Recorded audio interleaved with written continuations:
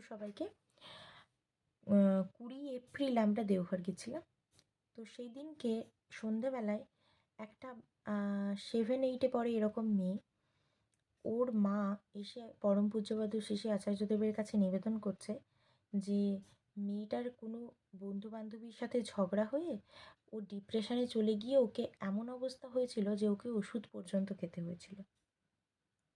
তো তাকে আমার পরম পূজ্যপাদ শ্রী শ্রী আচার্যদেব এসে এনে ডাকলেন, ডেকে বসিয়ে বোঝালেন, বললেন যে তুই তো শুধুমাত্র ইগোর জন্য এই কাজটা করলি, তুই ইগোর জন্য ওদের থেকে নিজেকে আলাদা করে রেখেছিস, তুই এই বোঝাটা এতদিন ধরে মাথায় বয়ে বেড়াচ্ছিলি, তুই এরপরে যেদিন এখান থেকে যাবি এখান থেকে ওদের জন্য প্যাঁড়া নিয়ে যাবি, নিয়ে গিয়ে ওদেরকে বলবি যে এখানে এসেছিলি তো ওদের জন্য পুজো নিয়ে গেছিস, এবং ওদের সাথে হ্যান্ডশেক করবি আর ওদের সাথে কথা বলবি।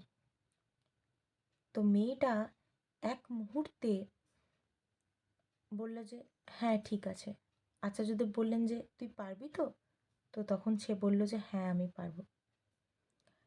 এইভাবে ওই মেয়েটা ডিপ্রেশন থেকে এক মুহূর্তে বেরিয়ে গেল। কি সুন্দরভাবে, তাই না? আমরাও বিভিন্ন সময়ে বিভিন্ন কারণে ডিপ্রেসড হয়ে পড়ি। আমাদেরও মনে হয় যে এটা নিজের মনে নিজের দ্বন্দ্ব হতে থাকে, নিজের মনে নিজে যুদ্ধ করতে থাকি। এই যুদ্ধটা থেকে আমাকে বেরোতে হবে। কিভাবে বেরোতে পারবো? যখন আমি আমার ইগোটাকে পেছনে সরিয়ে রাখতে পারবো। ধরুন আমার কারোর সাথে খুব ঝামেলা হয়েছে, আমি যদি তার জন্য কিছু করি না, সে সমস্ত ঝামেলা ভুলে গিয়ে কিন্তু আমার সাথে কথা বলবে। আচার্যদেবেরই বলা একটা ঘটনা আমার মনে পড়ে। আচার্যদেব তখন নিউ বিল্ডিং গেস্ট হাউসে বসতেন। তো একজন লোক এসে আচার্যদেবের কাছে কোনো একটা রেকর্ডিং শুনিয়ে বলে যে অমুক আপনার নামে এই কথা বলেছে। আচার্যদেব রেগে গিয়ে বলেন যে তুই তো খুব বড় শয়তান, তুই ওর রেকর্ডিংটা আমাকে এসে শোনাচ্ছিস, ও তোকে বিশ্বাস করে এই কথা বলেছিল। তো তারপরে আচার্যদেব যখন শুনলেন যে আচার্যদেবের ব্যাপারে তার এই খারাপ লাগা আছে, তারই মেয়ের বিয়েতে গিয়ে আচার্যদেব তার মেয়ের বিয়ের সমস্ত আয়োজন করে দিলেন। তখন সেই লোকটার মনে যত খারাপ লাগা ছিল সমস্ত খারাপ লাগাগুলো ভালো লাগাতে পরিণত হয়ে গেল।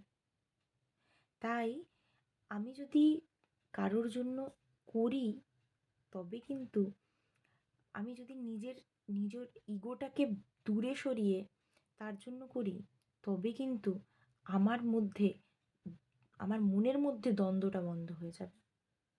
আমি কি করছি ঠিক না ভুল এই দ্বন্দ্বটা বন্ধ হয়ে যাবে।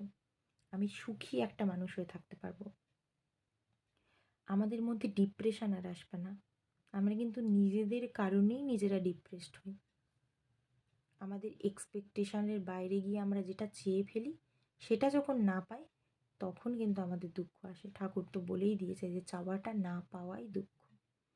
তাহলে আমি এমন কিছু চাইবো না যেটা আমি না পেতে পারি, তাহলে কিন্তু আমার দুঃখ আসবে না। ঠাকুর তো বলেছেন যে দুঃখ কারোর প্রকৃতিগত নয় গো। তাহলে দুঃখটা কিন্তু আমি নিজেই ডেকে আনি আমার জীবনে। তাই আমাকে আনন্দ থাকতে গেলে, আমাকে সুখী থাকতে গেলে, আমার নিজের মনের মধ্যে দ্বন্দ্বটা আগে বন্ধ করতে হবে। আমি নিজের মধ্যে যে লড়াই করি, প্রতিনিয়ত লড়াই করে চলেছি নিজের মধ্যে দ্বন্দ্ব দ্বন্দ্ব দ্বন্দ্ব, সেইটা আমাকে বন্ধ করতে হবে। আমাকে এই প্রেজেন্ট সিচুয়েশানটাকে নিয়ে আনন্দে থাকতে হবে। আমি না তো অতীতের কথা ভাববো, না তো ইন ফিউচার কী হবে সেটা ভাববো। যদি আমি প্রেজেন্টটাকে উপভোগ করতে পারি, তবেই আমার জীবনে কিন্তু আনন্দ আসবে। সবাই ভালো থাকবেন। জয় গুরু।